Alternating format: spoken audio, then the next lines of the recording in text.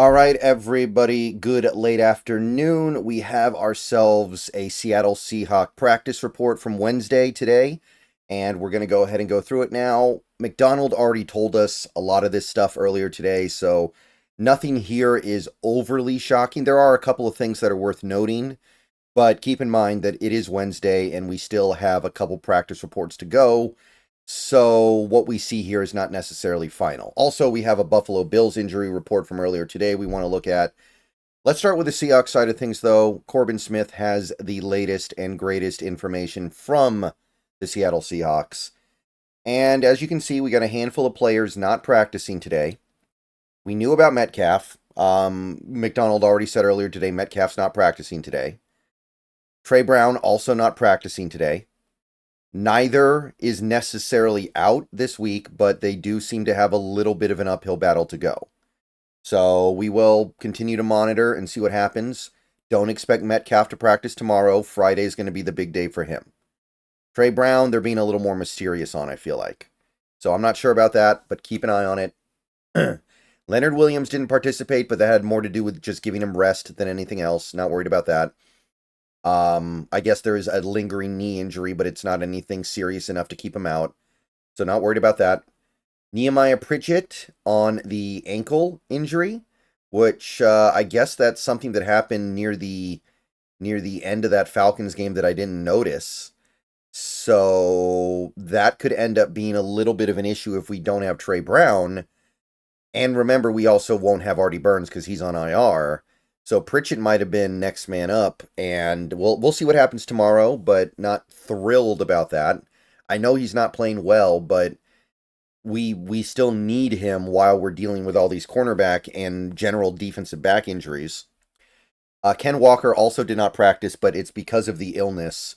So, I mean, we saw him play on Sunday, and I don't think this is a new illness, right? So just being logical, he should be fine and ready to go by game day. It'd be really weird if a football player was kept out or kept questionable or kept limited by an illness for more than 1 week, unless it's like pneumonia or something.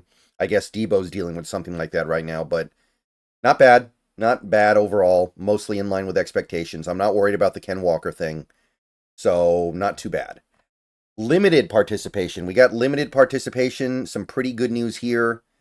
Fant and Lucas were activated today, and they were limited. Again, don't expect either guy to play this week.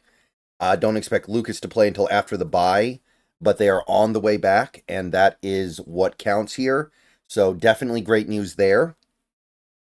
By the way, one side note that I should throw out now, Stone Forsythe is going on injured reserve, so he's not going to be available for at least a month. So the fact that we're getting these guys back is huge because we're almost out of tackles, right? Like this weekend against Buffalo, if Mike Gerald gets hurt, I don't even know what we do. We probably have to activate Jason Peters to have him in case of an emergency, but it's gotten that dire where that position just cannot stay healthy at all. Reek Woolen limited, which is a great sign. McDonald told us he would practice today. If he's practicing today in any fashion, that's a very good sign for his availability on Sunday. Julian Love limited with a knee/quad. So it does seem like there's some new stuff there, but nothing that's going to keep him out. Cameron Young with the knee injury limited. Remember, he was inactive last week against Atlanta. Now, I think that had more to do with us getting Byron Young back than anything to do with Cam Young. But it is worth noting that he did show up on the injury report this week. I don't think he was there last week. Mike Morris limited with the ankle injury as well. Again, that's a little less crucial now because we have a guy like Roy Robertson Harris in the building.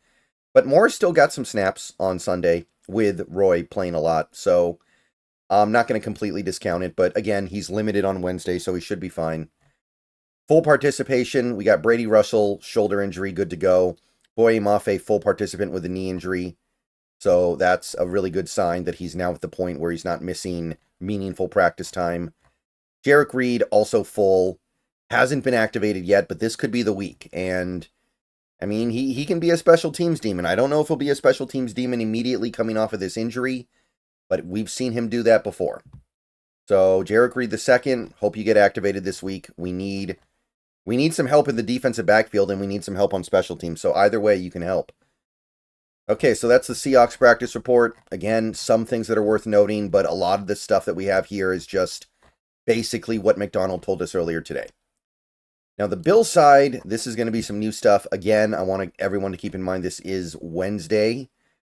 And also, I really don't like how they sort the injury report here. I think they're doing it alphabetically by the player's last name. They should be doing it by status. Like, that's just common sense. I don't know why they're doing it like this. This is making me very confused. But let's take a look here. We do have quite a few guys, some crucial guys who did not participate today. Terrell Bernard, ankle, pectoral, and personal. Now, the personal designation makes me think that he'll probably be okay by the time the end of the week comes around.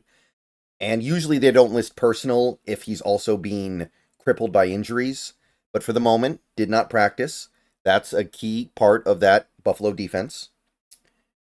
Daquan Jones did not practice, but it's a veteran rest day. He's got a little bit of a foot thing going on, it looks like, so I'm not completely removing that, but he should be fine.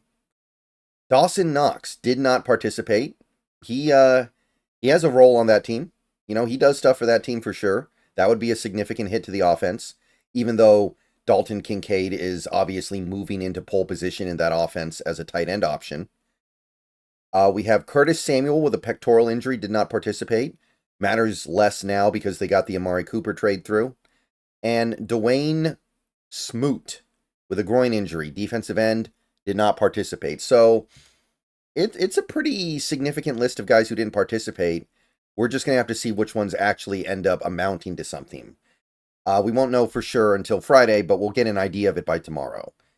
We also had a group of limited participants.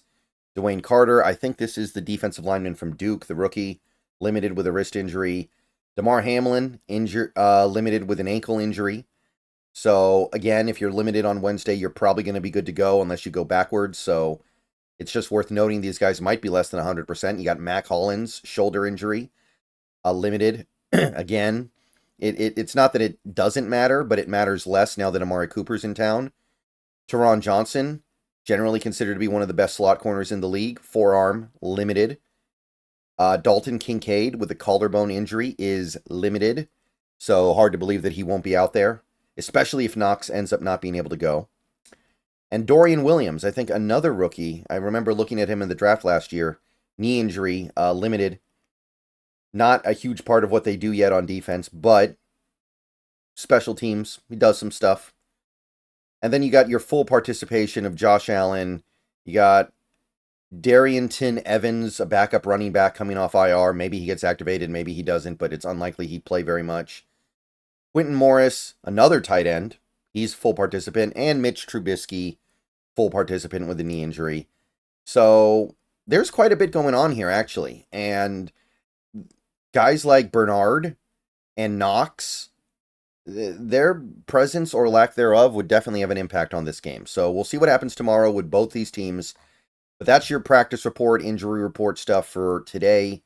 See you guys later. Go Hawks. More videos coming later, but chew on this for a little bit. See how you feel.